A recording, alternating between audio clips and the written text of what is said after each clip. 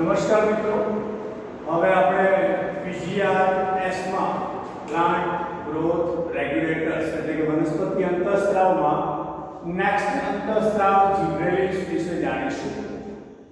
જીબ્રેલિસના ઇતિહાસ ઉપર જો આપણે નજર ફેરવીએ તો જાપાનની અંદર ડાંગરની ખેતી કરતા એવા ખેડૂતો યામુટા અને હયાસી એમણે આકસ્મિક રીતે ખેતરની અંદર જોયું તો એક જ પ્રકારનું બિયારણ વાવેલું તો સ્વાભાવિક છે કે એક જ પ્રકારના છોડ ઊંચાઈ કદ વગેરેમાં ડેવલપ થાય, પણ એમાંના કેટલાક છોડ જરૂરિયાત કરતાં વધારે ઊંચાઈ જોવા મળ્યા અને એ છોડનું અવલોકન કર્યું તો અન્ય છોડની સાપેક્ષમાં વધુ ઊંચા હતા, આછા રંગના હતા, કુંતલાકાર એટલે નબળું પ્રકાંડ ધરાવતા હોય એવા, અને આવા છોડને એમને બકાને નામ આપ્યું. બકાને કે જેનો સામાન્ય અર્થ આપણે કરીએ છીએ મૂર્ખ છોડ. આ અવલોકન બાદ તેમણે ડાંગરના આ છોડનું અવલોકન કર્યું કે શા માટે આ છોડ અન્ય છોડથી અલગ છે. તો એવા વિકૃત છોડને જોતા એના પર ફૂગ વળગેલી જોવા મળી, જે ફૂગને જીબ્રેલા ફુજીફોરાઈ નામ અપાયું. ત્યારબાદ ઇકર્સોવા નામના વૈજ્ઞાનિકે આ ફૂગ જે છે એના જંતુમુક્ત ગાળાને તૈયાર કરી અને ડાંગરના અન્ય તંદુરસ્ત છોડ પર એનો છંટકાવ કર્યો અને જોયું તો તંદુરસ્ત છોડ જે સામાન્ય સ્થિતિ ધરાવતા હતા એની અંદર પણ આવા બકાને છોડ જેવા એટલે કે ઊંચા આછા રંગના નબળું પ્રકાંડ ધરાવતા કે કુંતલાકારના છોડ તરીકે એ છોડ ડેવલપ થઈ ગયા. મતલબ કે એ છોડને ચેપગ્રસ્ત કરી શકાયા. આમ જીબ્રેલા ફુજીફોરાઈમાંથી પ્રાપ્ત થયેલા આવા સક્રિય પદાર્થને નામ અપાયું જીબ્રેલિક એસિડ. લગભગ અત્યાર સુધીમાં જુદી જુદી ફૂગ અને ઉચ્ચ કક્ષાના વનસ્પતિઓમાંથી 100 થી પણ વધારે જીબ્રેલિક એસિડ ઓળખી શકાયા છે, પ્રાપ્ત કરી શકાયા છે. અને આપણે જીબ્રેલિક એસિડને GA કોડ તરીકે ઓળખવામાં આવે છે, જેમાં સંશોધન ક્રમાંકન પ્રમાણે ઓળખવા GA1, GA2, GA3 GA100 સુધી દર્શાવી શકાય છે. આ બધા જીબ્રેલિક એસિડમાંથી GA3 જે છે C19H26O6 એ સૌપ્રથમ શોધાયેલો જીબ્રેલિક એસિડ છે અને એના ઉપર સંશોધનાત્મક વલણનો અત્યારે વધુ થયેલો છે. બધા જ પ્રકારના જીબ્રેલિક એ આપણે એસિડિક પ્રકૃતિ ધરાવતા છે અને તેનું સંશ્લેષણ એસિટાઇલ કોએન્ઝાઇમ અથવા મેલેનોઇક એસિડમાંથી શક્ય બને છે. તો હવે આપણે આવા જીબ્રેલિક એસિડની દેહધાર્મિક અસર અને એની ઉપયોગિતા વિશે વિચારીએ તો બોલ્ટિંગ મેથડ માટે, બોલ્ટિંગ ક્રિયા માટે એનો ઉપયોગ થાય છે. બોલ્ટિંગ ક્રિયાનો અર્થ છે પ્લાન્ટમાં પુષ્પોદ્ભવ થાય કે પહેલા એની આંતરગાંઠની લંબાઈમાં થતો વધારો એને બોલ્ટિંગ તરીકે ઓળખવામાં આવે છે. અને આ જીબ્રેલિકની મદદથી કૃત્રિમ રીતે આપણે બોલ્ટિંગ ક્રિયા પ્રેરી શકીએ છીએ. અને એનો ખાસ બેનિફિટ ખેતી ક્ષેત્રે બીટની ખેતી છે, કોબીજની ખેતી છે અને મુજબની ગુલાબવત પ્રકૃતિ ધરાવતી વનસ્પતિની ખેતી માટે આ બોલ્ટિંગ પદ્ધતિમાં જીબ્રેલિક ઉપયોગી છે. ક્યાંક જીબ્રેલિકની મદદથી જનનિક વામનતા દૂર કરી શકાય છે. જનનિક વામનતા એટલે વારસામાં મળેલા એવા જનીનો કે જેના કારણે પ્લાન્ટની ઊંચાઈ વધારે ન કરતા પ્લાન્ટ નીચા કરતા હોય, તો આવી જનનિક વામનતાને દૂર કરી શકાય હોય એવા ઉદાહરણ છે મકાઈ, વટાણા, વિલિયા ફાબા જેવી વનસ્પતિઓ કે જેમાં જિબ્રેલિનનો ઉપયોગ કરતા એમની લંબાઈમાં વધારો થયો છે.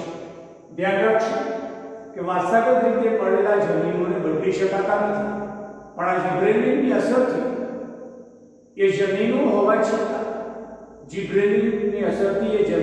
છતાં વનસ્પતિ માટે જનીનો કયા છે? વામનતા માટે. પણ એ વનસ્પતિને આપણે ઊંચાઈ મેળવી શકીએ છીએ, એટલે કે સ્વરૂપલક્ષી ફેરફાર કરી શકાય છે, જનીનલક્ષી. એ જ પ્રમાણે બીજો ફાયદો લઈ શકાયો છે શેરડી જેવી વનસ્પતિની ઉત્પાદકતા મળે. તો શેરડીની અંદર આપણે જાણીએ છીએ કે કાર્બોદિતો સુગર સ્વરૂપે સંચિત થતા હોય છે, અને પણ પ્રકાંડના ભાગમાં જ ખાસ, કારણ કે શેરડીનું પ્રકાંડ પીવીને જ આપણે રસ મેળવતા હોઈએ છીએ. તો આવા શેરડીના ખેતીમાં પ્રકાંડ ઉપર જિબ્રેલિનનો છંટકાવ કરવામાં આવે છે, તો પ્રકાંડની અંદર આંતરગાંઠની લંબાઈ વધી જાય, અને આંતરગાંઠની લંબાઈ વધી જાય એટલે શર્કરાનું સંગ્રહ પણ વધી જાય, ઉત્પાદકતા વધી જાય, અને અંદાજ પ્રમાણે 1 એકર ખેતરની અંદર જો આ પ્રમાણે પ્રેક્ટિકલ કર્યું હોય આપણે, તો લગભગ શેરડીનું 20 ટન જેટલું ઉત્પાદન વધારે મેળવી શકાય છે. એ જ રીતે જિબ્રેલિનનો બીજો ઉપયોગ છે ફળોનો આકાર બદલવા માટે. પ્રેક્ટિકલી આ વસ્તુ આપણે સફરજન પર ખાસ કરી શકીએ છીએ. તમે જોજો સફરજન માર્કેટની અંદર 2 આકારના જોવા મળશે. એક આકાર નાનું ગોળ દળામય, અને બીજો આકાર સેમ ચપટું, આગળથી થોડું ચપટું, નીચેથી મોટું બ્રોડ. તો એ જે આકાર છે એમાં શું થયું? પેલા ગોળ નાના આકારમાં લંબાઈમાં થોડો વધારો થયો, તો આકાર વધે એટલે કદ વધે એમ કહી શકાય. અને એની વધુમાં વધુ સફળતા સફરજનની અંદર આપણે સારી રીતે પાર પાડી શકાય છે. એટલે જિબ્રેલિન જેવો અંતઃસ્ત્રાવ એ સફરજનની લંબાઈમાં વધારો પ્રેરે છે, મતલબ કે એના આકારને સુધારે છે એમ કહી શકાય. દ્રાક્ષની અંદર ઉત્પાદકતા વધારવા માટે પણ જિબ્રેલિનનો ઉપયોગ કરી શકાય છે, કારણ કે જિબ્રેલિનના ઉપયોગથી પ્રકાંડ અક્ષની લંબાઈમાં વધારો થાય. ઘણા કહેશે દ્રાક્ષની દાંડીમાં વધારો થાય. દ્રાક્ષની દાંડી એટલે શું ખબર સમજો? આપણે દ્રાક્ષની જે ધૂમ કે લૂમ કહીએ છીએ, એ લૂમની અંદર મુખ્ય ધરી અને એના પરથી નીકળતી બીજી પેટા ધરી, તો એની લંબાઈમાં વધારો થાય, અને એની લંબાઈમાં જેટલો વધારો થાય એટલા દ્રાક્ષના ફળ એના પર વધુ જામે, એટલે કે લૂમ પ્રમાણમાં વધુ દ્રાક્ષ ધરાવતી અને મોટી થઈ શકે. એટલે દ્રાક્ષની ઉત્પાદકતામાં પણ આ રીતે આપણે જિબ્રેલિનનો ઉપયોગ કરીને ઉત્પાદન મેળવી શકેલા છે. એ જ પ્રમાણે પતન ક્રિયા ઉપર પણ જિબ્રેલિનની અસર છે. પતન ક્રિયાને અટકાવવા માટે ખાસ કરીને એનો ઉપયોગ થતો હોય છે. જિબ્રેલિનની મદદથી વનસ્પતિની વૃદ્ધાવસ્થા અથવા તો જીર્ણતા ટાળી શકાય છે, અને એને પરિણામે જે ફળ છે એ વૃક્ષ ઉપર વધુ લાંબા સમય સુધી ટીંગાયેલું રહે. વૃક્ષ ઉપર, અને આપણે વિચારી શકીએ કે વૃક્ષ ઉપર જ જો ફળ વધુ સમય સુધી ટીંગાયેલું રહી શકે, તો માર્કેટની અંદર લાંબા ગાળા સમય સુધી એ ફળ આપણને અવેલેબલ બની શકે છે. એટલે એની ઉપલબ્ધિનો સમયગાળો આપણે વધારી શકીએ છીએ. એ પ્રમાણે કોનિફરસ પ્લાન્ટ જે છે, કોનિફરસ એટલે શંકુધારી વનસ્પતિ, શંકુ વનસ્પતિ, એની અંદર જિબ્રેલિનનો છંટકાવ કરી યુવા પ્લાન્ટ કે નાના બાળ તરુણ પ્લાન્ટ હોય જે કોનિફરના, એના પર જિબ્રેલિનનો છંટકાવ કરવામાં આવે છે, તો એકદમ ક્વિકલી ગ્રોથ પામે છે. અને ક્વિકલી ગ્રોથ પામે એટલે મેચ્યોર ઝડપથી થાય, અને મેચ્યોર ઝડપથી થાય તો એનું બીજ ઉત્પાદન, ફળ ઉત્પાદન પણ ઝડપથી પ્રેરી શકાય. એ કોનિફર્સમાં એ પ્રમાણે લાભ મેળવી શકાયો છે. બ્રેડ ઉદ્યોગની અંદર પણ જિબ્રેલિન વપરાય છે. બ્રેડ ઉદ્યોગ કે જેને આસર ઉદ્યોગ કહેવામાં આવે છે, ખાસ કરી આલ્કોહોલિક પીણાઓ બનાવતી જે ફેક્ટરીઓ છે, દારૂ, રમ, બિયર વગેરે, એવી ફેક્ટરીઓની અંદર GA3 નો મેક્સિમમ યુઝ થાય છે, અને GA3 નો ઉપયોગ કરીને માલ્ટિંગ ક્રિયાવિધિ ઝડપી બનાવે છે. માલ્ટિંગ ક્રિયાવિધિનો અર્થ છે ધાન્ય જે છે એને પાણીમાં પલાળી અને અંકુરિત થવાની ક્રિયા. એમાં ખાસ કરી જવ જેવા ધાન્યોને ઝડપથી અંકુરણ મેળવવામાં આવે, અને આ દરમિયાન એ ધાન્યની અંદર જે સ્ટાર્ચ સંગ્રહાયેલો હોય એ એ GA3 ની મદદથી ઉત્તેજિત થતા આલ્ફા એમાઇલેઝની મદદથી વિઘટિત થઈ અને માલ્ટોઝમાં ફેરવાય છે. એટલે કે માલ્ટિંગ પ્રક્રિયાને ઝડપી બનાવી બ્રેઇન ઉદ્યોગ અથવા આસવ ઉદ્યોગમાં ઉત્પાદન વધારી શકાય છે. સુષુપ્તતા દૂર કરવા માટે પણ જિબ્રેલિન વપરાય છે. સુષુપ્તતા જે છે એ દૂર કરવામાં આવે એટલે બીજાંકુરણ ઝડપથી મેળવાય છે, કલિકાઓનો વિકાસ ઝડપથી થાય, ભ્રૂણની વૃદ્ધિ ઝડપથી થાય. તો આ ક્રિયાઓને ઉત્તેજિત કરવી એટલે સુષુપ્ત અવસ્થાને દૂર કરવી એમ કહી શકાય. આવું કેમ શક્ય બને છે જિબ્રેલિન દ્વારા? તો જિબ્રેલિનની મદદથી આલ્ફા એમાઇલેઝ, લાઇપેઝ, પ્રોટીએઝ આવા જે એન્ઝાઇમ્સ છે, જળ વિચ્છેદક હાઇડ્રોલાઇઝિંગ એન્ઝાઇમ્સ, એમના સંશ્લેષણને પ્રેરી શકાય છે. પરિણામે બીજ હોય કે કલિકા હોય એની અંદર સંગ્રહિત દ્વારા કોઈ કહેશે ભ્રૂણ પોષક પેશી એનું વિઘટન પ્રેરી શકાય છે. એટલે સુષુપ્ત અવસ્થાને ઝડપથી દૂર કરી શકાય. એટલે જે બીજનું ઝડપથી અંકુરણ ન થતું હોય એવા બીજને જિબ્રેલિનની ટ્રીટમેન્ટ આપીને વાવવામાં આવે તો એનું અંકુરણ ઝડપથી પ્રેરી શકાય છે. જિબ્રેલિનનું જૈવિક પૃથ્થકરણ જો વિચારીએ તો મુખ્ય બે પ્રક્રિયાઓ દ્વારા જાણી શકાય છે. જવના ભ્રૂણકોષની કસોટી દ્વારા કે જ્યાં આલ્ફા એમાઇલેઝની ક્રિયાવિધિની શું અસર થાય છે એનો અભ્યાસ કરવામાં આવે છે. વામન વટાણ અને મકાઈની કસોટી પણ શક્ય બની છે, જ્યાં એમના આંતરગાંઠની લંબાઈમાં વધારો પ્રેરી શકાતી ક્રિયાઓનો અભ્યાસ કરી શકાય છે. ખાસ ધ્યાન રાખશો કે જિબ્રેલિન્સનું જે બંધારણ છે એનું જે કાર્ય છે એ ઓક્સિન કરતા અલગ પ્રકારનું છે. આ ઉપરાંત જિબ્રેલિન્સનું સંશ્લેષણ પ્રકાશના અભાવમાં વધારે થાય કારણ કે ફૂગમાંથી ઉદ્ભવે છે. તો હવે જિબ્રેલિન્સ બાદ આપણે સમજવા માંગીએ છીએ સાયટોકાઇનેસિસ વિશે. સાયટોકાઇનેસિસના ઇતિહાસ ઉપર જો એક નજર કરવામાં આવે તો એફ સ્ટુડ અને એના સહકાર્યકરોએ તમાકુ નામના પ્લાન્ટના પ્રકારના નાના ટુકડા કર્યા અને ટુકડાઓનો ઉછેર એકલા ઓક્સિન માધ્યમમાં કર્યો.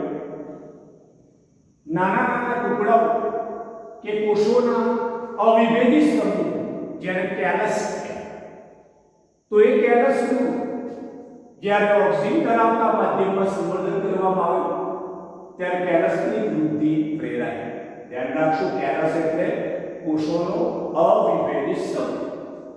એવું જ બીજું પ્રેક્ટિકલ વર્ક એમને એ જ તમાકુના પ્રકારના આંતરગાંઠના નાના ટુકડા લઈ ઓક્સિન તો રાખ્યો છે, પણ વારાફરતી એમણે ઓક્સિનની અંદર વાહક પેશીનો અર્થ ઉમેર્યો, તો બીજા પ્રયોગમાં ઓક્સિનની અંદર ડીએનએ નો અર્થ ઉમેર્યો, તો ત્રીજા પ્રયોગમાં ઓક્સિન પ્લસ ઈસ્ટનો અર્થ લીધો, તો ચોથા પ્રયોગની અંદર ઓક્સિન પ્લસ નાળિયેરના પાણીનો અર્થ લીધો અને બધાના અંતે એમણે પરિણામ જોયું તો કેલસની વૃદ્ધિ પ્રેરાય.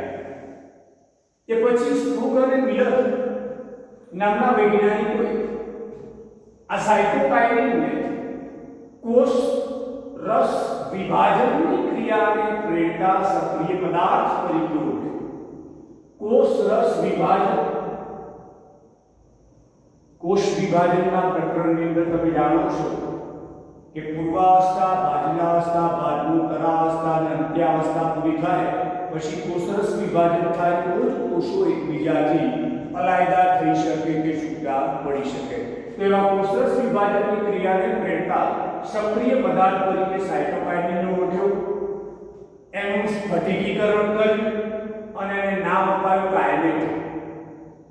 કાઇનેટિક કે જે એડેનિનનું રૂપાંતરિત સ્વરૂપ છે. યુ નો વેલ કે એડેનિન એ ક્યુરિન પ્રકારનો નાઇટ્રોજન બેઝ છે અને એના ઉત્પન્ન તરીકે આ કાઇનેટિનને મેળવી શકાય છે.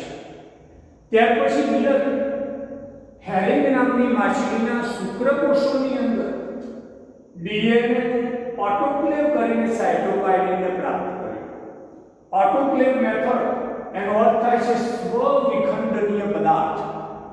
એટલે હું સરળ ભાષામાં એમ કહીશ કે ડીએનએ નું સંશ્લેષણ અને વિશ્લેષણ પ્રેરતો પદાર્થ તરીકે મિલરે હેરિંગ માછલીના સૂત્રકોષોમાંથી સાયટોકાઇનિન પ્રાપ્ત કર્યું. સાયટોકાઇનિન વનસ્પતિમાં નેચરલી હોતા જ નથી એ બાબત ખાસ મગજમાં રાખો.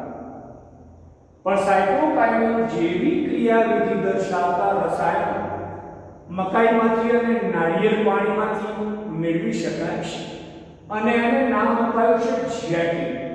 મકાઈ તેમજ નાળિયેર પાણીમાંથી જીએટીન નામનું દ્રવ્ય જે મળ્યું છે એની ઇફેક્ટ સાયટોકાઇનિનની ઇફેક્ટના જેવી નોંધી શકાય છે.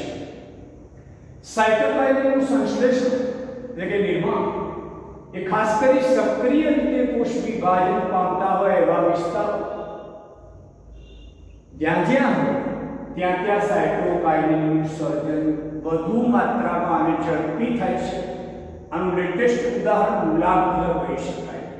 અને ત્યારબાદ વિકસિત કલિકાઓ છે, વિકાસ પામતા પુષ્પો છે, વિકાસ પામતા ફળ છે, એની અંદર પણ સાયટોકાઇનિનનું સંશ્લેષણ નોંધાય છે. સાયટોકાઇનિનની દેહધાર્મિક અસર અને એના ઉપયોગો વિશે હવે ચર્ચા કરીએ તો સાયટોકાઇનિનનું અતિ મહત્વનું ખૂબ અગત્યની જૈવિક અસર જેને કહેવાય એ છે કોષ વિભાજન. હમણાં જે જાણ્યું પ્રમાણે કોષ વિભાજનની ક્રિયા દરમિયાન થતી કોષ રસ વિભાજનની ક્રિયા સાયટોકાઇનેસિસ જેને કહેવામાં આવે છે એના ઉપર આ સાયટોકાઇનિનની વિશેષ ઇફેક્ટ છે. બીજું ફંક્શન એ અગ્રીય પ્રભાવિતાને દૂર કરે છે. જો વિચારીએ તો આપણે ઓક્સિન ભણ્યા ત્યારે જાણ્યું કે ઓક્સિન એ અગ્રીય પ્રભાવિતાને પ્રેરે છે, જ્યારે આ અગ્રીય પ્રભાવિતાને દૂર કરે છે એટલે આ અસર ઓક્સિનના પ્રતિરોધી તરીકે ગણી શકાશે. સાયટોકાઇનિન ટૂંકમાં અગ્રકલિકાના વિકાસને અવરોધે અને પાર્શ્વીય કલિકાઓના વિકાસને પ્રેરે એને કહેવાય અગ્રીય પ્રભાવિતાને દૂર કરવી. પતન ક્રિયા સાથે જો વિચારવામાં આવે તો આ સાયટોકાઇનની મદદથી જે પાપટ અંગો છે, ખાસ કરીને પુખ્ત પર્ણો જે હવે ખરી પડવાની તૈયારીઓ કરી રહ્યા છે એવા પર્ણોમાંના તત્વોને નવા વિકાસ પામતા તરુણ પર્ણો તરફ ધકેલવાના કાર્ય સાથે સાયટોકાઇનિન સંકળાયેલું છે અને એને પરિણામે પર્ણપતનની ક્રિયા અથવા અકાળે પર્ણોને ખરતા અટકાવે છે. એ ઉપરાંત નવા પર્ણોનો ઉદ્ભવ પ્રેરી શકે છે, પર્ણમાં હરિતકણોના નિર્માણને પ્રેરે છે, પ્રરોહની પાર્શ્વીય વૃદ્ધિ અને અસ્થાનિક પ્રરોહના સર્જનમાં મદદ કરે છે અને સારું કહી શકાય ફંક્શન પર્ણરંધ્રોને ખોલવાની ક્રિયામાં પણ મદદરૂપ છે, જવાબદાર છે. એટલે આશંકાની જાળવણી એમ પણ કહી શકાશે. પ્રેક્ટિકલ વર્ગની દ્રષ્ટિએ વિચારીએ છીએ તો વનસ્પતિ પેશી સંવર્ધન પદ્ધતિ જેને કહેવાય ટિશ્યુ કલ્ચર મેથડ એમાં આ સાયટોકાઇનિનની ઉપયોગિતા વધુ સમજી શકાય છે. જુદી જુદી રીતે એની ઇફેક્ટ જોવા મળે છે. સપોઝ કે સાયટોકાઇનિન અને ઓક્સિન એ બંનેનું સમપ્રમાણ જાળવી અને કોષ વિભાજનની ક્રિયા પેશીય સંવર્ધન દરમિયાન પ્રેરવામાં આવે તો એ દરમિયાન વિભાજન પામતા જે મૃતક કોષો છે એનું વિભાજન અને વિભેદન કોન્સ્ટન્ટ ચાલે, સતત હોય. એના સ્થાને સાયટોકાઇનિનનું પ્રમાણ વધારે હોય અને ઓક્સિનનું ઓછું હોય અને આવા પ્રેક્ટિકલ વર્ક કરવામાં આવે છે તો પ્રકાંડના કોષોની અંદર વિભેદન વધુ પ્રેરાશે. બીજી રીતે સાયટોકાઇનિનનું પ્રમાણ ઓછું હોય અને ઓક્સિનનું પ્રમાણ ઊંચું હોય તો એવા સંજોગોમાં મૂળમાંના કોષોની અંદર વિભેદન વધારે પ્રમાણમાં પ્રેરી શકાય છે. તો આ બધા જે 8 જેટલા ફંક્શન્સ છે એની દેહધાર્મિક અસરો કે ઉપયોગો તરીકે ઓળખાવી શકાય. સાયટોકાઇનિનનું પણ આપણે પૃથ્થકરણ કસોટીઓ કરી શકીએ છીએ, જેમ કે તમાકુના મધ્યપ્રદેશ કેન્દ્રસ્થ સ્થાને આવેલા કોષો એને મધ્યપ્રદેશ કહેવામાં આવે ના કોષોમાં વિભાજન કસોટી દ્વારા અને હરિતકણની જાળવણીની કસોટી દ્વારા એનું પૃથ્થકરણ કરી શકાય છે. એક અંદાજ પ્રમાણે ઘણા મીડિયામાં એવું પણ લખેલું છે અને જાણવા મળ્યું છે, કહેવામાં આવતું કે સાયટોકાઇનિન એ વનસ્પતિને એવરગ્રીન રાખે છે, વનસ્પતિને સદાબહાર રાખતા અંતઃસ્ત્રાવ તરીકે કાર્ય કરશે. તો હવે આપણે જોઈશું આ ત્રણ જે જોયા આપણે, ઓક્સિન, ઝિબ્રેલિન અને સાયટોકાઇનિન. જ્યારે હવે જોઈ રહ્યા છીએ ઇથેલિન વિશે. ઇથેલિનના ઇતિહાસ વિશે વિચારીએ તો એચએફ કઝિન્સ નામના સાયન્ટિસ્ટે એવું નોંધ્યું કે પાકેલા સંતરા કે નારંગી કે મોસંબી જ્યારે પાકે છે ત્યારે એમાંથી એવું રસાયણ મુક્ત થાય છે, બાષ્પશીલ, કે જેની નજીકમાં જો કાચા કેળા રાખી મૂકવામાં આવે તો એ પાકવા લાગે છે. તો આવા જે બાષ્પશીલ રસાયણ મુક્ત થાય છે એનું નામ અપાયું ethylene, H2C double bond CH2, કે જે વાયુ સ્વરૂપી વૃદ્ધિ નિયામક તરીકે ઓળખાય છે. ખેતી વિદ્યા કે ખેતી વિજ્ઞાનમાં સૌથી વધુમાં વધુ વપરાતો કોઈ જો પીજીઆર હોય તો ઇથિલિન છે. ઇથિલિન તરીકે સૌથી વધુ વપરાતો પદાર્થ ઇથેફોન, ઇથેયોન પણ લખેલું હોય છે ઘણા મીડિયામાં. CEPA ક્લોરોઇથાઇલ ફોસ્ફોનિક એસિડ છે અને જલીય દ્રાવણ છે. એટલે જ્યારે વનસ્પતિને જલીય દ્રાવણ સ્વરૂપે ઇથેયોન પૂરું પાડવામાં આવે ત્યારે ખૂબ ઝડપથી વનસ્પતિના મૂળતંત્ર દ્વારા શોષાઈ જાય અને વહન પામે. અને વહન પામ્યા પછી એ ઇથેયોનમાંથી ધીમે ધીમે ધીમે ઇથિલિન મુક્ત થાય અને ધીમે ધીમે એની અસરો થતી હોય છે. ખાસ કરીને જીર્ણતા અનુભવતી પેશીઓ, એટલે કે વૃદ્ધત્વ તરફ ગતિ કરતા બાળકો અને પરિપક્વ ફળો જે થઈ રહ્યા છે ધીમે ધીમે, એની અંદર ઇથિલિનનું સંકેન્દ્રણ પ્રમાણમાં ઘણું ઊંચું રહેતું હોય છે. આ તો મિત્રો હવે આપણે પીજીઆરએસ તરીકે જે ઇથિલિનની ચર્ચા ચાલુ છે એની દેહદાર્ઢિક અસરો અને ઉપયોગો વિશે જોઈએ. તો ફળ પકવવાની ક્રિયા માટે ઇથિલિન વપરાય છે. ઘણીવાર એમ પણ કહેવાય છે કે ફળોને મીઠા, સુવાસી, રસાળ અને રંગીન બનાવવા માટે ઇથિલિનનો મેક્સિમમ યુઝ થાય છે. આ માટે ઇથિલિન જ્યારે અસર કરતું હોય ત્યારે શ્વસનદર એકાએક વધી જાય છે અને આ વધારાને આકસ્મિક શ્વસન તરીકે ઓળખાવી શકાય. તમે જાણો છો કે હાલની સિઝનમાં માર્કેટમાં કેરીના જે બોક્સ આવતા હોય છે એમાં જે કેરીઓ પકવવામાં આવે છે એમાં ઘણીવાર નાની કોથળી જેવું નીકળતું હોય છે અને એમાં પદાર્થ હોય છે તે પણ આ માટે શ્વસનદર જે વધી જાય આકસ્મિક રીતે એને આકસ્મિક શ્વસન કહેવાય.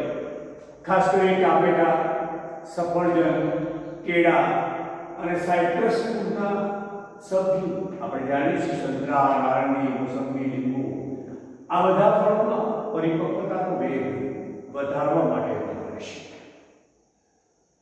પતનની ક્રિયા પણ પ્રેરે છે. ખાસ કરીને પર્ણો અને ફળોનું પતન વધારે પ્રેરે છે. પાકા ફળો, ઇથેનોલનો ઉપયોગ પર્ણો અને ફળોના પતનને પ્રેરવા માટે થતો હોય છે. ખાસ કરીને ખેતીવાડી ક્ષેત્રે જો વિચારીએ તો કપાસ છે, ચેરી છે, વોલનટ છે, એની ખેતીમાં આ સંદર્ભે ઇથેનોલ વપરાય છે. પુષ્પોદ્ભવ પણ પ્રેરતો જોવા મળે છે પ્રેક્ટિકલી. જેમ કે કાકડીમાં માદા પુષ્પોની સંખ્યા વધારે છે, જે લીલી પુષ્પ કહેવાય. માદા પુષ્પોની સંખ્યા વધે એટલે સ્વાભાવિક છે કે કાકડીનું ઉત્પાદન વધે. એ જ રીતે અનાનસમાં ફળની સંયુક્તતા પ્રેરવા માટે જવાબદાર બને છે. અનાનસ એ સંયુક્ત ફળનું ઉદાહરણ છે. અને ચેરીમાં પણ પુષ્પોદ્ભવને પ્રેરે છે. ટૂંકમાં પુષ્પોદ્ભવ પ્રેરી શકાય જ્યાં જ્યાં ત્યાં ફળ ઉત્પાદન વધારે પ્રેરી શકાય. આંતરગાંઠની લંબાઈ પ્રેરતો પણ જોવા મળે છે.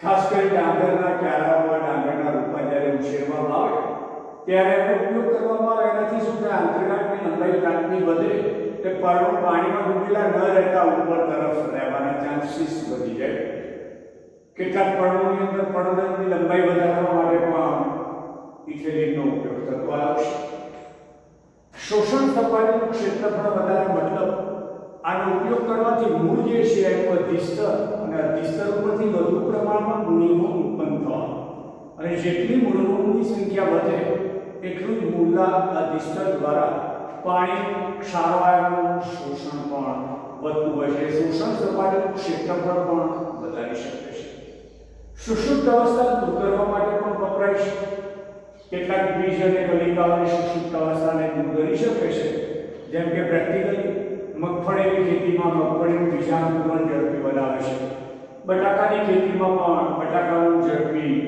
અંકુરણ રહેતું હોય છે આ રીતે ઇથેલિનના જુદા જુદા કાર્યક્ષેત્રોમાં ઉપયોગો ખેતીવાડીમાં બગાયતી ખેતીમાં શક્ય બને છે હવે લોકોલાસ્ટ હોર્મોન્સ તરીકે એબ્સેસિનની વાત કરીએ જેને એડીએ તરીકે ઓળખવામાં આવે છે અથવા એબ્સેસિન અથવા એબ્સેસિક એસિડ તરીકે ઓળખવામાં આવે છે ઇતિહાસ ઉપર જો નજર ફેરવીએ આપણે એના સંશોધક વિશે 1960ના લગભગ મધ્ય સમયગાળા દરમિયાન ત્રણ અલગ અલગ વૈજ્ઞાનિકોએ ત્રણ અવરોધકોનું શુદ્ધિકરણ કર્યું અને એના રાસાયણિક લક્ષણોની નોંધ કરી જેને આપણે જોઈએ તો અવરોધક તરીકે ઇન્હિબિટર બી વાપર્યું એ વાપરનાર છે બેનેટ ક્લાર્ક અને કે ફોર્ડ સ્ત્રોત હતો એ દરમિયાન સુષુપ્ત બટાકાનું ગ્રંથિ એબ્સેસિન એડિકોર્ડ અને ઓકુમાં પુખ્ત કપાસના ફળમાંથી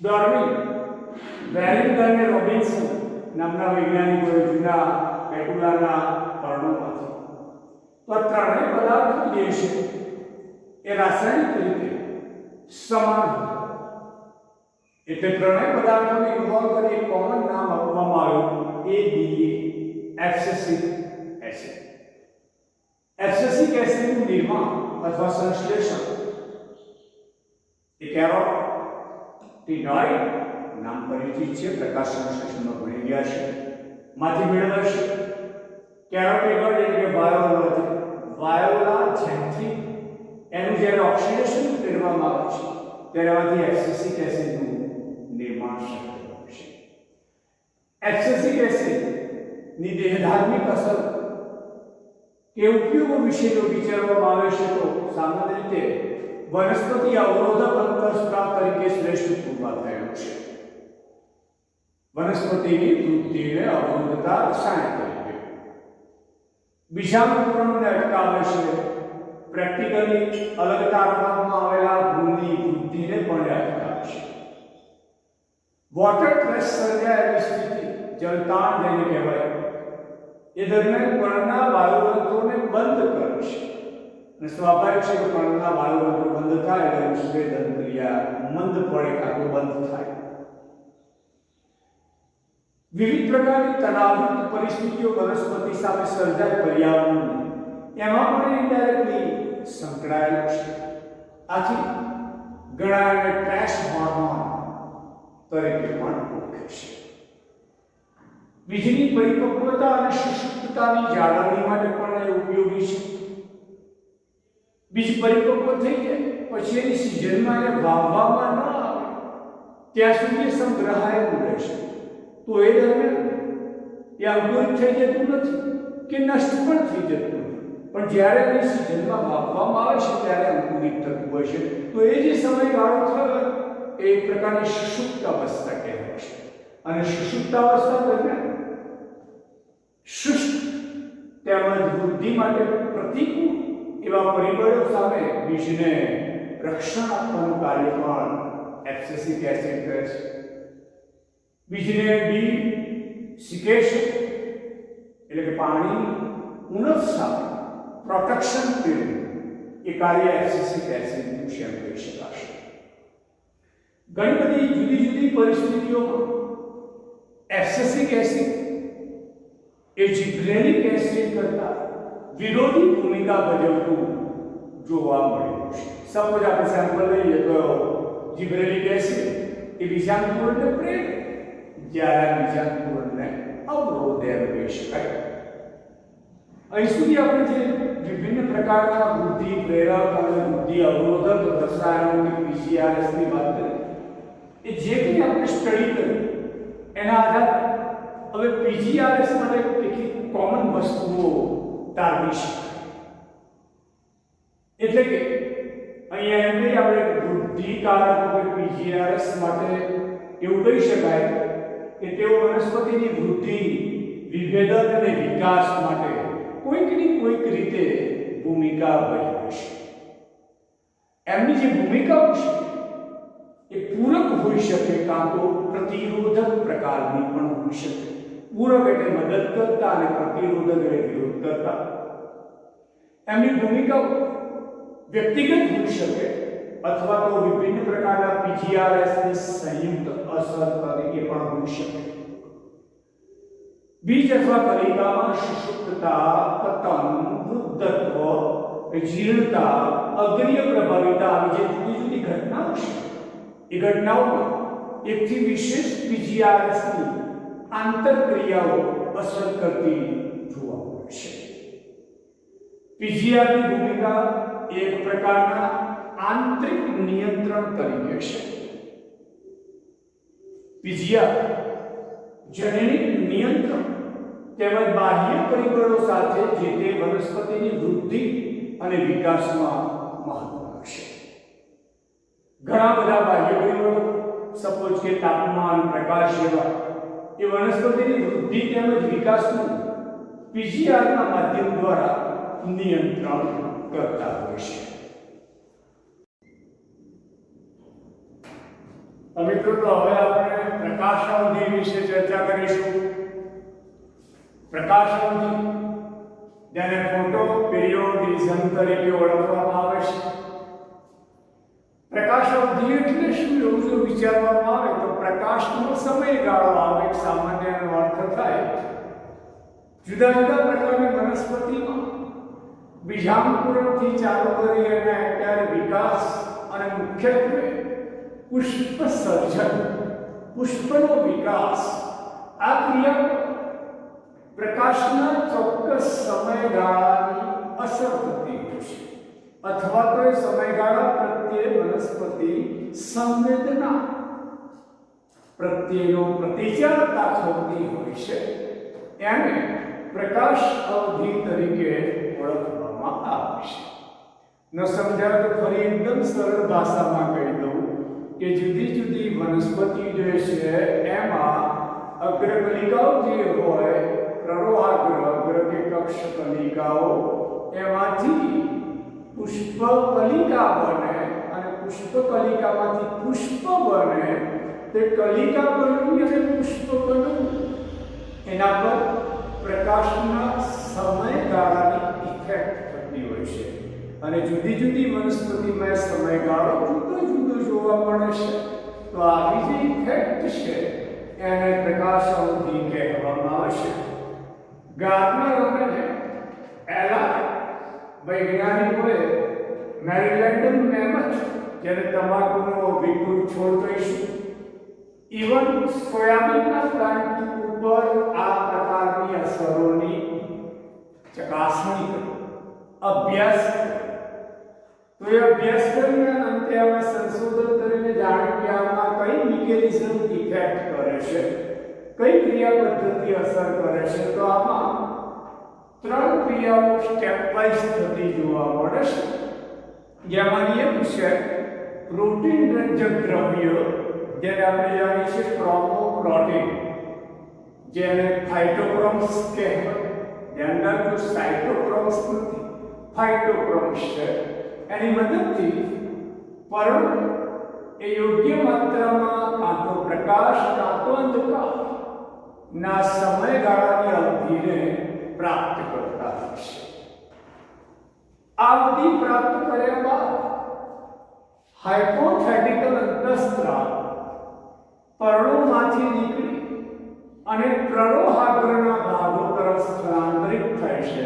પ્રશ્ન થાય છે કે પ્રરોહાગ્રના ભાગો તરફ, તો હમણાં મેં વાત કરી એ પ્રમાણે પ્રરોહાગ્રના ભાગે ખાસ કરી અગ્રસ્તન જે કક્ષસ્થ કલિકાઓ છે કે જેમાં અગ્નિ વર્તમાન પેશીઓ આવેલી છે એ વિભાજન અને વિભેદન દ્વારા પુષ્પના નિર્માણ સાથે સંકળાતી હોય છે.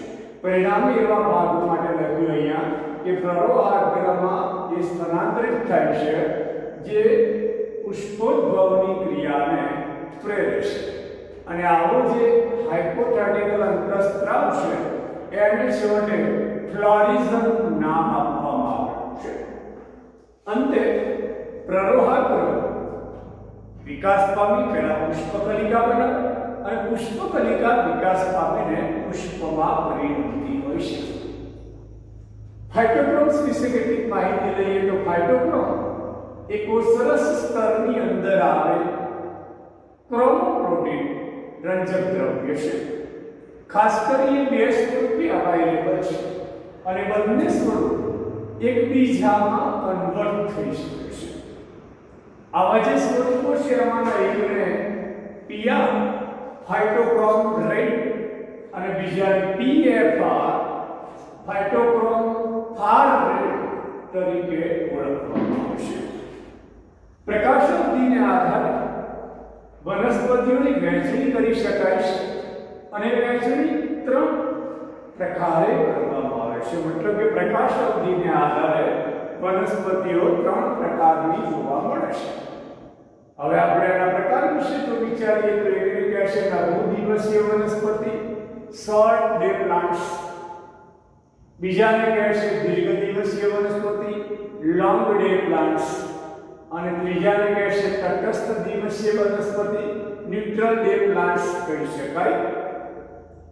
લઘુ દિવસીય વનસ્પતિ કેટલીક વનસ્પતિઓને પુષ્પ સર્જન માટે જે નિયત પ્રકાશ મર્યાદાનો સમય જરૂરી હોય એનાથી પણ ઓછો સમય જરૂરી બનતો હોય તો એવી વનસ્પતિઓને લઘુ દિવસીય વનસ્પતિ કહેવામાં આવે છે. એના આદર્શ ઉદાહરણ છે તમાકુ, સોયાબીન, જેન્થિયમ જેને ગાર્ડેનિયા કહીશું, ક્રાયઝેન્થિયમ, ડાંગર, ડહાલિયા, શેરડી, કોસ્મોસ, ટેગેટ્સ આ બધા પ્લાન્ટ એ એચડીપીએસ તરીકે ઓળખાવી શકાય. આ બધા પ્લાન્ટ જે છે એટલે કે લઘુ દિવસીય વનસ્પતિઓ એને વિક્ષેપ વિનાનો અંધકાર સમયગાળો મળવો જરૂરી છે. આપણે બીજા સંદર્ભે કહેવાય એટલે કે દિવસનો સમયગાળો ટૂંકો હોય પણ રાત્રિનો સમયગાળો લાંબો હોય. તો જ્યારે રાત્રિનો સમયગાળો લાંબો દિવસ ટૂંકો છે તો ત્યાં એમને દીર્ઘ રાત્રિ વનસ્પતિ પણ કહે છે, લોંગ નાઇટ પ્લાન્ટ્સ કહેવાય LNPS. એમની અંદર ફાઇટોક્રોમનું દેહધાર્મિક સક્રિય સ્વરૂપ એ પીઆર છે. પરિણામે રેડ લાઇટ પુષ્પોદ્ભવની પ્રક્રિયામાં અવરોધ પેદા કરે છે, જ્યારે ફાર રેડ લાઇટ એ પુષ્પોદ્ભવને પ્રેરે છે. એટલે એમના માટે નોંધી શકાય PR divide by PFR greater than 1.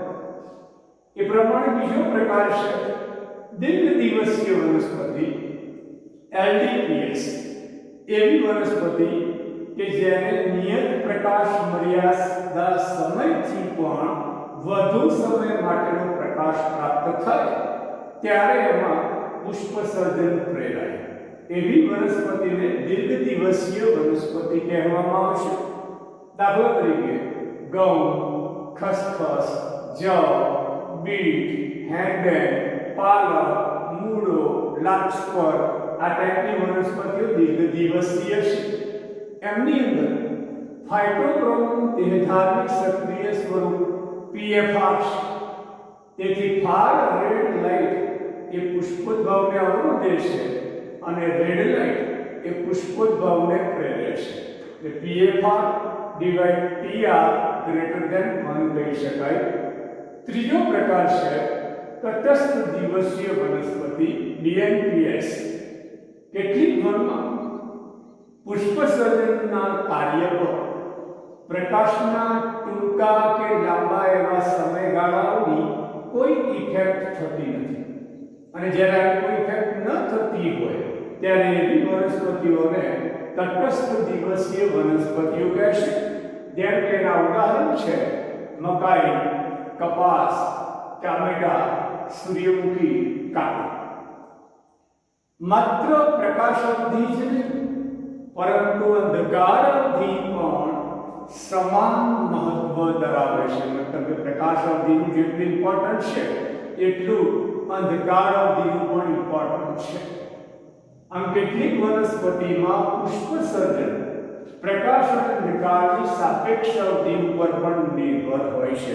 અને એટલે તમે જોઈ શકો છો, જોજો જરા અવલોકિત કરજો, કેટલાક પ્લાન્ટમાં વહેલી સવારે સૂર્યોદય થાય એ પહેલા પુષ્પ નિર્માણ થતું હોય છે, કેટલાકમાં સૂર્યોદય થયા પછી નિર્માણ થાય છે, કેટલાકમાં સૂર્ય તપ્યા પછી પુષ્પનું નિર્માણ થાય છે, પુષ્પ ખીલવાની ક્રિયા. તો કેટલાકમાં રાત્રે સંધ્યાકાળ પછી રાતરાણી જેવામાં ક્રિયા અનુભવાય છે. આ બધા કારણો પરથી આપણે કહી શકીએ છીએ વનસ્પતિમાં આવી પ્રતિક્રિયાનો સમય દિવસ અથવા રાત સ્વરૂપે હોય, તેને પ્રકાશ અવધિ કાળ તરીકે ઓળખવામાં આવે છે.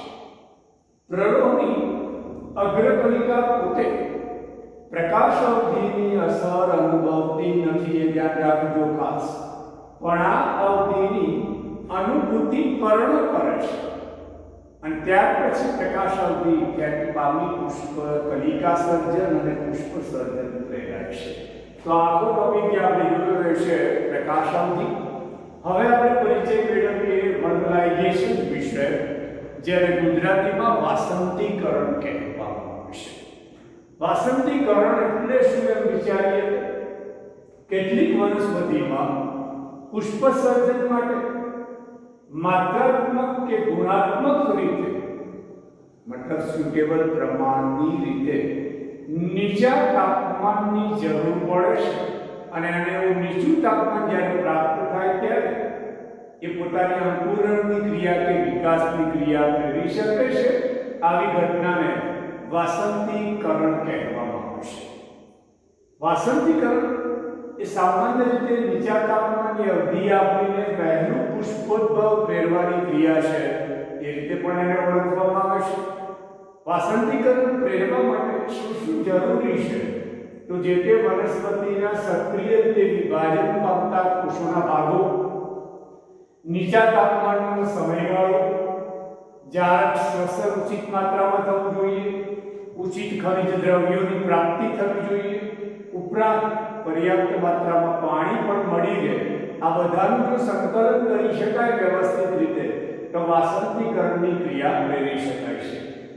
નિશ્ચિત નીચા તાપમાનની અવધિ પ્રાપ્ત કરવાથી કાલ્પનિક અંતઃસ્ત્રાવ વર્નિલિન ઉદ્ભવે છે. અને હવે જો વાસંતીકરણનું મહત્વ વિચારીએ તો વાસંતીકરણ ઋતુ દરમિયાન પ્રાજનનિક વિકાસ પ્રેરે છે અને વનસ્પતિને પુખ્તાવસ્થાએ પહોંચવાના સમયગાળામાં જે પુખ્તાવસ્થાએ પહોંચવાનો સમયગાળો છે યોગ્ય રીતે પ્રાપ્ત થાય એવું કરી શકે છે. વાસંતીકરણની ક્રિયા માટે હવે આપણે ઉદાહરણ જોઈએ તો કેટલાક અગત્યના ધાન્ય પાકો જેવા કે ઘઉં, ડાંગર, રાઈ, આમની અંદર બે પ્રકારની જાતો જોવા મળતી હોય છે. જેમાં એકને વસંત વેરાયટી કહેવામાં આવે છે, બીજાને શિયાળાની વેરાયટી કહેવામાં આવે છે. ખેડૂતો પાસે જો આ જ્ઞાન મેળવવું વ્યવસ્થિત મળી રહે, આપણે અહીંયા અભ્યાસની દ્રષ્ટિએ વિચારીએ છીએ તો વસંત વેરાયટી એટલે એનું વાવેતર વસંતમાં થાય અને વસંતને અંતે એ પ્લાન્ટમાં પુષ્પ ધારણ થાય, બીજ ઉત્પન્ન થાય કે ફળ કે દાણાનું નિર્માણ થાય. તો એવી વેરાયટીને વસંત વેરાયટી કહેવામાં આવે છે. એટલે વસંત ઋતુ એના માટે જરૂરી છે. જ્યારે શિયાળાની વેરાયટી જે છે એ થોડું લોંગ ડ્યુરેશન છે કે પાનખરમાં એનું વાવેતર થાય, શિયાળામાં અંકુરિત થઈ નાના પ્લાન્ટ બને, વસંત ઋતુમાં એની વૃદ્ધિ પૂરી થાય અને લગભગ ઉનાળાના મધ્યે એ પાકને લણી લેવામાં આવે છે. મતલબ કે એનો ગ્રોથ ત્યાં ઓવર થઈ જાય. તો આ બે જે વેરાયટીઓ છે એમાંની શિયાળાની વેરાયટીને જો વસંતમાં વાવવામાં આવે તો તે પુષ્પ સર્જનમાં નિષ્ફળ જઈ શકે, પરિણામે બીજ કે ફળ કે દાણાનું સર્જન સ્યુટેબલી કરી શકાતું નથી. એ જ રીતે બીટ, કોબીજ, ગાજર એ મોનોકાર્પિક એક સ્ત્રી કેસરીય પ્લાન્ટ છે અને દ્વિવર્ષાયુ વનસ્પતિ છે. પ્રશ્ન થાય છે દ્વિવર્ષાયુ અને એક વર્ષાયુ અને બહુવર્ષાયુ શું છે? તો એક વર્ષાયુ વનસ્પતિ એક જ વર્ષની અંદર બીજમાંથી અંકુરણ પામી પુખ્ત બને, પુષ્પ સર્જન, ફળ કે બીજ સર્જન પામી છેવટે નષ્ટ થઈ જાય એક વર્ષના સમયગાળા. બહુવર્ષાયુમાં કોઈ સમયગાળો નક્કી હોતો નથી. જ્યારે દ્વિવર્ષાયુ વનસ્પતિઓ જે છે એમાં પ્રથમ વર્ષે બીજાંકુરણ થાય બીજનું, એની વૃદ્ધિ થાય અને પુખ્તતા ધારણ કરી લે. જ્યારે બીજા વર્ષે એમાં પુષ્પોદ્ભવ પ્રેરાય, છેવટે ફળ, બીજ વગેરેનું નિર્માણ થાય અને છેવટે એ વનસ્પતિ પતન ક્રિયા કે જીવતા પામી નષ્ટ થાય. તો એવી વનસ્પતિને દ્વિવર્ષાયુ વનસ્પતિ કહેવામાં આવે છે. ઓકે, તો હવે આપણે માહિતી લઈ રહ્યા છીએ બીજની સુષુપ્તતા વિશે. સીડ ડોર્મેન્સી જેને કહેવાય. પર્યાવરણના તમામ પરિબળો સુટેબલ હોય તો પણ બીજને વાવીએ પણ જો બીજાંકુરણ ન થાય તો આ ઘટનાને બીજની સુષુપ્તતા કહેવાય. એકદમ નોર્મલી આપણે વિચારીએ કે ઘઉંનો પાક થઈ ગયો, ઘઉં આપણે ઘરે ડબ્બા ભરી દીધા એક વર્ષ સુધી, અને પછી એક વર્ષ બાદ પણ જો વાવીએ યોગ્ય વાતાવરણ આપીએ તો અંકુરણ પામે છે. પણ પેલા એક વર્ષ સુધી ઘરમાં ડબ્બા પડી રહે ત્યારે એમની સુષુપ્ત અવસ્થા કહેવાય. આવી વસ્તુ કુદરતમાં જોવા મળે છે કે બીજ તૈયાર થઈ જમીનમાં પડી જાય પણ જ્યાં સુધી અનુકૂળ ઋતુ કે માધ્યમ ના મળે ત્યાં સુધી અંકુરણ પામતા નથી. તેના એ સમયગાળાને સુષુપ્ત અવસ્થા કહી શકાય. એટલે અહીંયા નોંધ્યું છે પર્યાવરણના બધા જ પરિબળો અનુકૂળ હોય તો પણ બીજનું બીજાંકુરણ ન થાય તો આ ઘટનાને બીજની સુષુપ્ત અવસ્થા કહેવાય. આવા બીજ નિયત સમયગાળા માટે સુષુપ્ત અવસ્થા ધરાવતા હોય છે અને એનું નિયંત્રણ બાહ્ય પરિબળો દ્વારા નથી પણ આંતરિક નિયંત્રણ હેઠળ કે બીજની પોતાની આંતરિક પરિસ્થિતિ હેઠળ એનું નિયંત્રણ સુષુપ્ત અવસ્થાનું થતું હોય છે. એ ખાસ ધ્યાન રાખજો, બાહ્ય પરિબળો બીજની સુષુપ્ત અવસ્થાને ઇફેક્ટ કરતા નથી પરંતુ બીજનું ખુદનું આંતરિક પરિસ્થિતિ, આંતરિક નિયંત્રણ એના પર ઇફેક્ટિવ બને છે. અને આ પ્રમાણે જો અવલોકન કરવામાં આવશે તો ઘણા બીજ દિવસો સુધી સુષુપ્ત રહેતા હોય છે. એકદમ નોર્મલી વિચારો, ચોમાસામાં પડતર જમીનમાં ઘાસફૂસ ઉગી નીકળે છે, એ જ ઘાસફૂસ ઉનાળો આવતા નષ્ટ થઈ ગાંધીનું મેદાન બની જતું હોય છે અને ફરી જ્યારે ચોમાસું આવે, વરસાદ પડે ત્યારે લીલીછમ થઈ જાય છે ધરતી. તો શું કોઈ વાવેતર કરવા જેવું ના, પણ ત્યાં ખરી પડેલા બીજ એ ચોક્કસ સમય સુધી સુષુપ્ત પડી રહ્યા હતા એમ કહી શકાય. તો કેટલાકમાં દિવસો સુધી, કેટલીક વર્ષ સુધીમાં મહિનાઓ સુધી, કેટલીક વર્ષ સુધીમાં વર્ષો સુધી બીજ સુષુપ્ત રહેતા હોય છે. બીજ સુષુપ્ત રહેવાના કારણ શું છે એના ઉપર થોડી નજર ફેરવીએ તો બીજનું જે બીજાવરણ છે, સૌથી બહારનું આવરણ, એ કઠણ હોય અને પાણી તેમજ વાયુઓ માટે અપ્રવેશી હોય, એક કારણ હોઈ શકે. બીજું કારણ છે રાસાયણિક અવરોધકો બીજની અંદરના, એટલે કે બીજમાં એબ્સિસિક એસિડ, ફિનોલિક એસિડ, પેરાએસ્કોર્બિક એસિડ જેવા દ્રવ્યોનું પ્રમાણ વધારે હોય અને સામે જીબ્રેલિન જેવા દ્રવ્યોનો અભાવ હોય અથવા નહીવત પ્રમાણ હોય તો પણ બીજ સુષુપ્ત રહી શકે. અને છેલ્લે બીજની અંદરનું જે ભ્રૂણ છે એ અપરિપક્વ હોય તો પણ બીજ સુષુપ્તતા ધારણ કરી શકે.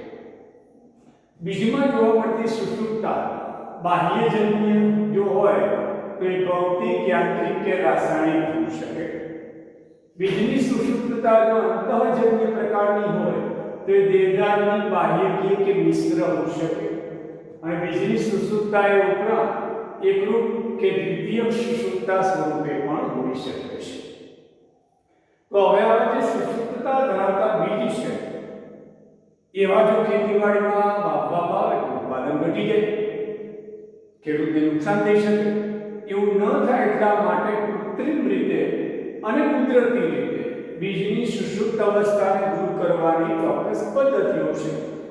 કુદરતી રીતે જો વિચારીએ તો બીજને યોગ્ય તાપમાન, યોગ્ય ઉષ્મા પૂરી પાડો કે જેથી બીજની અંદરના જે અવરોધકો છે એ વિઘટન પામી નષ્ટ થઈ જશે, તે બીજાંકુરણ શક્ય બનશે, બીજની સુષુપ્ત અવસ્થા ટાળી શકાશે।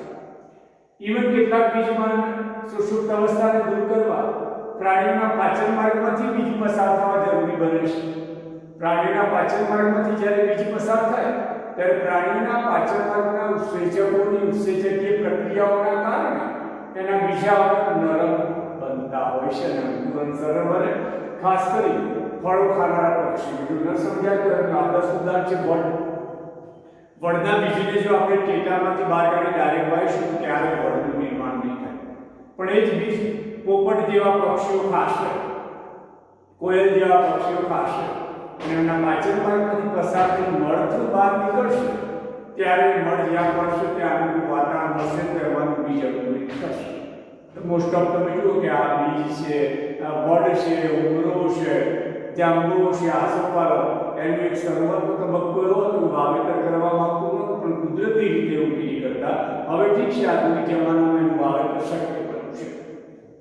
ક્યાંક સૂક્ષ્મ જીવોની પ્રક્રિયાઓ પૂરી પાડીને પણ કુદરતી રીતે બીજની સુષુપ્ત અવસ્થાને ખાડી શકાય છે। કેટલીક કૃત્રિમ રીતો વિચારીએ તો સ્તરીકરણ દ્વારા ખાસ કરી દેહધાર્મિક સુષુપ્તતાને નિશ્ચિત સમયગાળા માટે નીચું કે ઊંચું તાપમાન એટલે કે વાસંતીકરણની પ્રક્રિયામાંથી પસાર કરવામાં આવે। સ્કેરિફિકેશન તો એમાં બીજનું જે બીજાણુ સખત કે જાડું કે મજબૂત છે અને ચોક્કસ કાચ પેપર યા મીડિયા દ્વારા ઘસવામાં આવે એટલે બીજાણુ પટલું થતાં પાણીને હવાનો પ્રવેશ શક્ય બને એટલે એનું બીજાણુ પણ ઝડપી પ્રેરે। પાણી બીજને ચોક્કસ સમયગાળા સુધી પાણીમાં ભીંજોવી રાખવામાં તો એ બીજનું બીજાણુ નરમ બની જશે અને એને પરિણામે બીજાણુ સરળ બની શકે છે। રાસાયણિક સાર તો હમણાં જે જોયા અવરોધકો એબીએ, ફિનોલિક એસિડ, પેરાસલ્ફિક એસિડ એ બધા અવરોધકોને દૂર કરે એવા સામે રસાયણો જીબ્રેલિક એસિડ અને નાઇટ્રેટ જેવા રસાયણોની ટ્રીટમેન્ટ આપવામાં આવે તો બીજમાં એ અવરોધકો નષ્ટ થાય અને બીજા અંકુરણ શક્ય બની શકે। હવે આપણે કેટલાક એક્સ્ટ્રા મુદ્દાઓની ચર્ચા કરીએ છીએ જે એમસીક્યુ માટે વિશેષ હોઈ શકે છે, બની શકે છે ઘણીવાર, જેમ કે એજન્ટ ઓરેન્જ। તો આપણે જે પદાર્થો જોયા છે 2,4-D, 2,4,5-T એવા રસાયણો સમમિશ્રણ એજન્ટ ઓરેન્જ તરીકે ઓળખાય છે કે જે પ્રેક્ટિકલી પર્ણપતનને પ્રેરી શકે છે કે વનસ્પતિઓનો નાશ કરી શકે। ઇવન આવા રસાયણોનો જો જંગલો ઉપર છંટકાવ કરવામાં આવે તો સમય જતાં હેક્ટરો ભરેલા જંગલો નષ્ટ થઈ શકે છે। પ્રકાંડના વિકાસ માટે ઓક્સિન સંકેન્દ્રણ 10 થી 100 ppm સુટેબલ છે, જ્યારે મૂળના વિકાસ માટે 0.001 ppm જરૂરી છે। એટલે કે પ્રકાંડ અને મૂળમાં ઓક્સિન સંકેન્દ્રણ જુદું જુદું હોય છે। પરિણામે જો ઓક્સિનનું સંકેન્દ્રણ મૂળની અંદર વધારી દેવામાં આવે કૃત્રિમ રીતે અથવા કુદરતી રીતે જો વધી જાય તો વનસ્પતિની વૃદ્ધિ અટવાઈ પડે છે। જીબ્રેલિક દીર્ઘદિવસીય વનસ્પતિઓની અંદર પુષ્પોદ્ભવ પ્રેરે છે। વાસંતીકરણની ક્રિયા નોર્મલી નીચું તાપમાન આપીને જે પ્રેરવામાં આવે છે એ ઘણીવાર કેટલાક પ્લાન્ટમાં વાસંતીકરણની અવેજીમાં જીબ્રેલિનની ટ્રીટમેન્ટ આપીને પણ એ ક્રિયાને પ્રેરી શકાય છે। એટલે જ તો ખરેખર વાસંતીકરણ એ તાપમાન આધારિત પણ છે અને રસાયણોની ટ્રીટમેન્ટ આધારિત પણ છે। બે પ્રકારના વાસંતીકરણ જોવા મળતા હોય છે। એટલે વાસંતીકરણની અવેજીમાં જીબ્રેલિન વાપરી શકાય। જીબ્રેલિન એ લાલ પ્રકાશનો અવેજી ગણાય છે જે તમાકુ અને કુબીજમાં બીજાંકુરણ પ્રેરી શકે છે।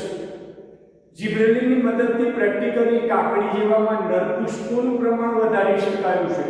એટલે નરપુષ્પો ઉપર ઇફેક્ટિવ થતો હોવાથી એને નરતસ્રાવ તરીકે પણ ઓળખવામાં આવે છે। સાયટોકાઇનિન એ બેઝિક પ્રકૃતિ ધરાવે છે, જ્યારે ઓક્સિન છે, જિબ્રેલિન છે એ એસિડિક પ્રકૃતિ ધરાવતા હોય છે. અને આ સાયટોકાઇનિન પર્ણપતનને અટકાવતું રસાયણ છે. એબ્સેસિક એસિડ એ જનીનોના પ્રત્યાંકનને અટકાવે છે. હવે જનીનોનું જો પ્રત્યાંકન અટકે તો પ્રોટીન નિર્માણની ક્રિયા અવરોધાય અને કેટલાક અંતઃસ્ત્રાવ જે પ્રોટીનના બનેલા શેલનું ઉત્પન્ન થવું આ ક્રિયામાં જ અવરોધ પેદા થઈ જાય. એટલે સમજી શકાય કે એબીએ જનીનોના પ્રત્યાંકનને અવરોધે તો એને કારણે ઉત્સેચકો તો 100% પ્રોટીનના બનેલા હોય છે તેમનું નિર્માણ અટકે, પરિણામે આગળ ઉપરની ક્રિયાઓ ડિસ્ટર્બ થતી હોય છે. સફરજન, પીચ, પેર, મેપલ, પાઇન આ બધામાં બીજાંકુરણ માટે નીચા તાપમાનની જરૂર છે. એટલે યાનો પાક ઠંડકવાળા વિસ્તારોમાં વધુ મેળવી શકાય છે. પ્રકાશની હાજરીમાં અંકુરણ પામતા બીજને પોઝિટિવ ફોટોપ્લાસ્ટિક બીજ કહેવાય. અને પ્રકાશની કોઈ અસર ન થતી હોય અને એમને અંકુરણ પામી શકતું હોય તો એવા બીજને નોન ફોટોપ્લાસ્ટિક બીજ તરીકે ઓળખવામાં આવે